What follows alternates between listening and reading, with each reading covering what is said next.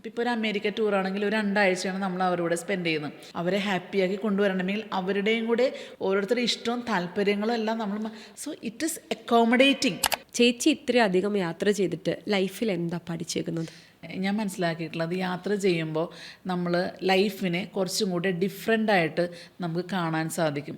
വൈഡറായിട്ടുള്ള യാത്രകളിലൂടെ life ഇതൊന്നുമല്ല എന്നും നമ്മൾ വെറും നിസ്സാരമാണെന്നും നമ്മൾ എന്ന് പറയാൻ പോലും നമ്മളാരുമില്ല എന്നും ഉള്ളൊരു റിയലൈസേഷൻ എനിക്ക് കിട്ടിയത് യാത്രകളിലൂടെയാണ്.